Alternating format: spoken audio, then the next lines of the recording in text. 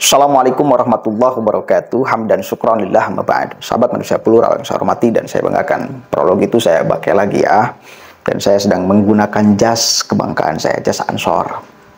Saya ingin merespons video yang sedang rame, isu yang sedang beredar. Katanya Ansor, Banser membubarkan pengajian Rija Syafiq Basalamah. Perlu diketahui, ini mukanya dulu, mukanya nih. Oke, cukup ya. Perlu diketahui bahwa dia adalah ideolog Wahabi. Satu kali lagi saya katakan, dia adalah ideolog Wahabi. Perlu dipahami ya, NU itu lahir karena merespons gerakan Wahabi di Hijaz pada saat itu, 1926.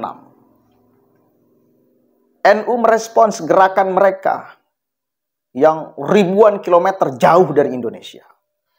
Karena mereka bahkan ingin membongkar makam baginda Nabi. Dan satu lagi catatannya.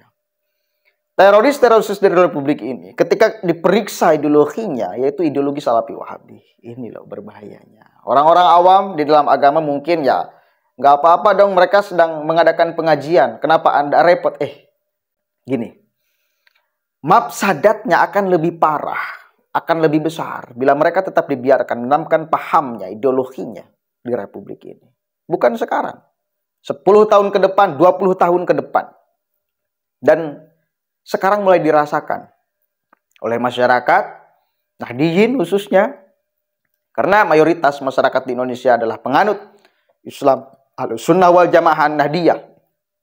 Maka bila hadir mereka, tiba-tiba mengharamkan, tiba-tiba membid'ahkan, sesuatu yang selalu kita lakukan, dan disandarkan pada dalil yang kuat, tapi mereka seenaknya bid'ah-bid'ahkan, mensyirik-syirikan dan lain sebagainya. Ini impact dari ceramah-ceramah mereka yang mengganggu kita. Makanya bila mereka dibiarkan, ya, ini mafsadatnya akan lebih parah, saudara. Coba kita lihat dulu nih, ada video yang beredar, termasuk Rija Syafiq Basalamah juga ngomong. Ada sedikit cekcok di sana.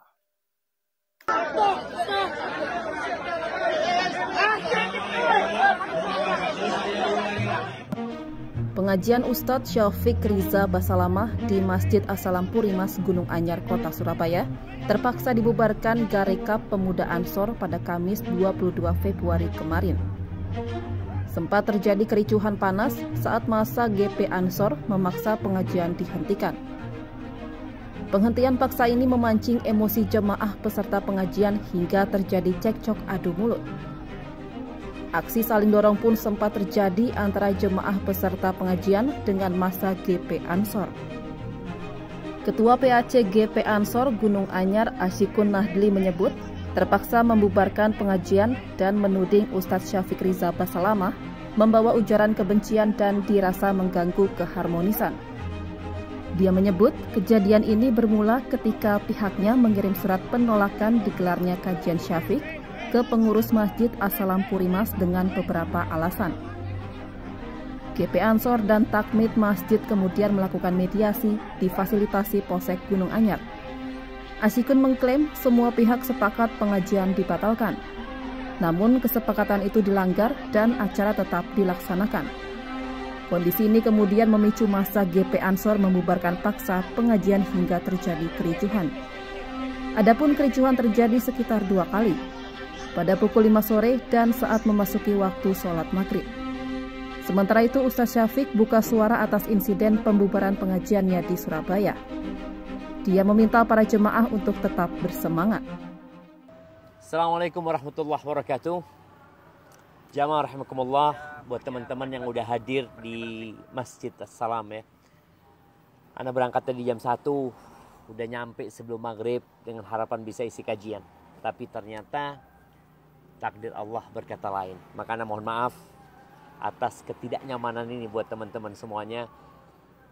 Tapi yang jelas langkah antum ke rumah Allah, capek, lelah, dan detik-detik yang antum luangkan untuk hadir di kajian itu akan ditulis pahala buat antum insya Allah. Dan semoga diangkat derajat antum dan diantarkan ke surga Allah Azza wa Jalla. Insya Allah kita ketemu lain waktu. Dan semangat ya, Ramadan udah dekat. Semoga Allah menyampaikan kita ke bulan Ramadan. Dan semoga Allah berikan hidayah kepada teman-teman kita yang masih mungkin belum paham. Oke. Nggak apa-apa sedikit cekcok di awal. Kita sebetulnya tidak akan mengganggu orang yang tidak mengganggu kita.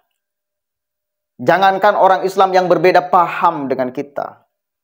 Orang di luar Islam pun, kalau dia tertib di republik ini, orang NU akan menjaganya bahkan sampai menyodorkan nyawa. Tahu kan?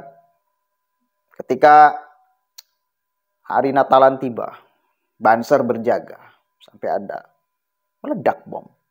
Rela mati untuk menjaga mereka yang beda iman dengan kita. Karena ada konsep yang kita pegang kuat dan kita anggap sebagai sebuah kebenaran. Meskipun banyak nyinyiran di situ ya.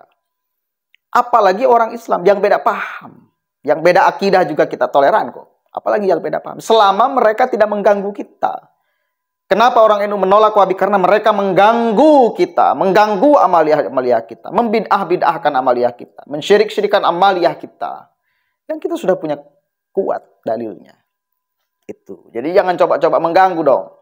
Kalau nggak mau diganggu. Kalau kalian mengganggu, maka kita juga akan ganggu. Seberapa kuat gangguan kalian, dan kita akan beradu kuat gangguan. Kalau memang ingin seperti itu. Ya. Tapi yang jelas, bahayanya ideologi Salafi Wahabi, akar dari terorisme, kalau kita periksa pola pikirnya, ideologinya, Salafi Wahabi, saudara. Itu. Awalnya dari sana. Punya ideologinya seperti itu.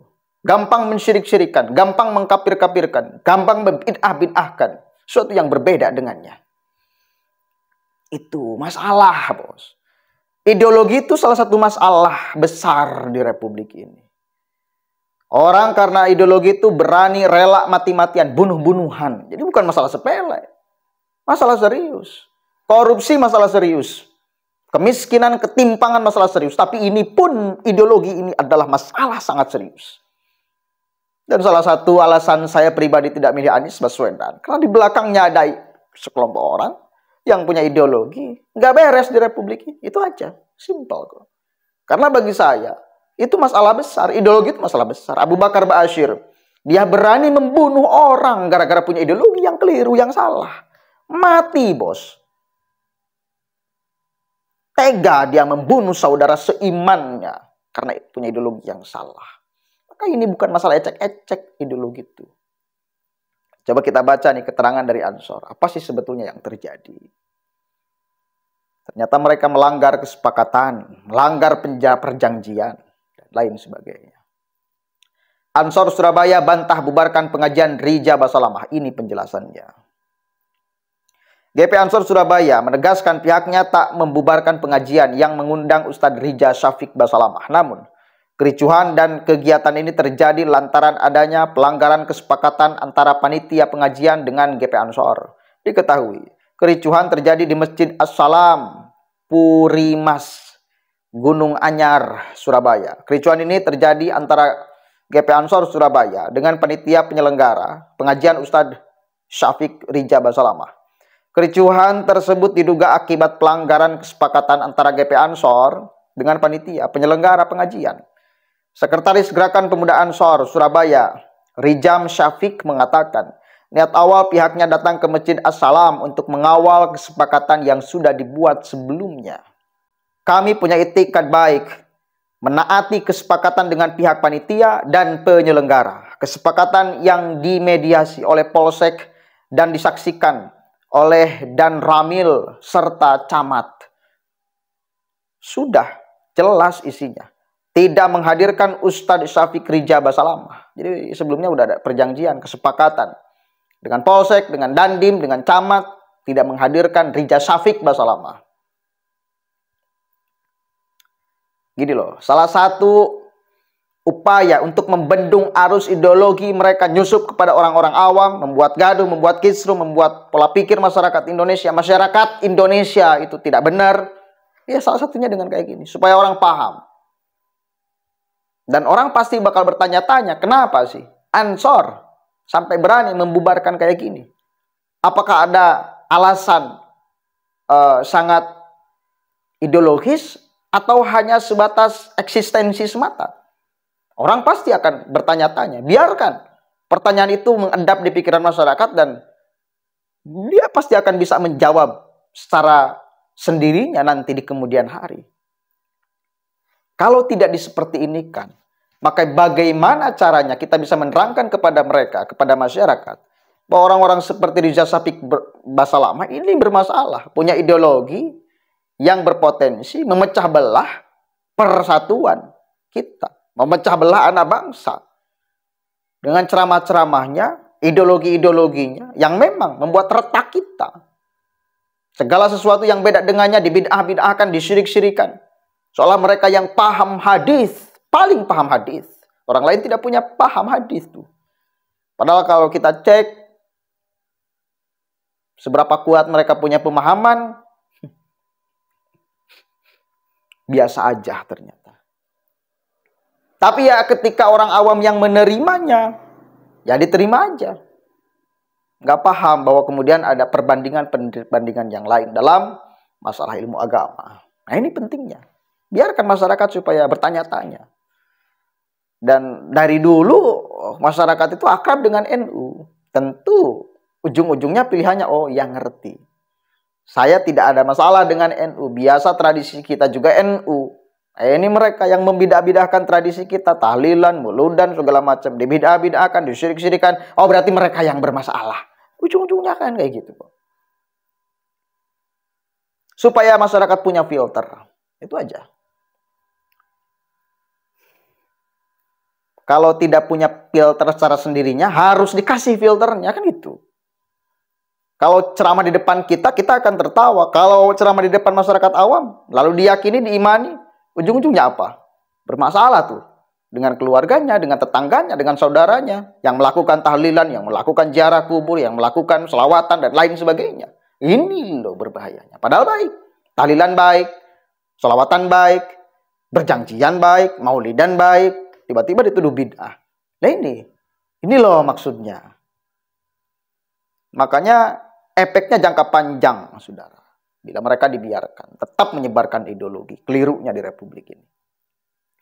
Jadi ini jelas bukan pembubaran pengajian ya. Kita sudah bersepakat bersama dengan penyelenggara. Dimediasi oleh Polsek, juga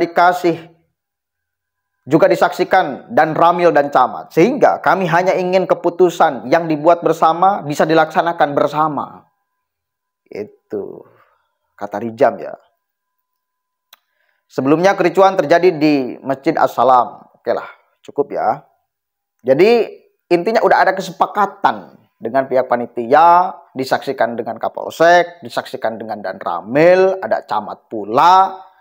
Tidak akan menghadirkan Riza Shafik Basalamah yang punya ideologi Wahabisme di Republik ini. Tapi tetap pengajian digelar padahal kesepakatan udah ada. Makanya ya harus menanggung konsekuensinya. Dan kita harus dukung gerakan-gerakan pemuda Ansor yang kemudian seperti ini menurut saya.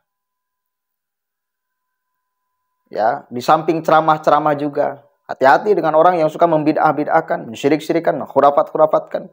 Tapi gerakan nyata di lapangan pun demi mencegah arus ideologi yang mengalir deras ke masyarakat, ya, apa boleh buat. Segala cara harus dilakukan. Daripada ujung-ujungnya masyarakat yang kena, ya, itu yang kemudian dipikirkan. Assalamualaikum warahmatullahi wabarakatuh.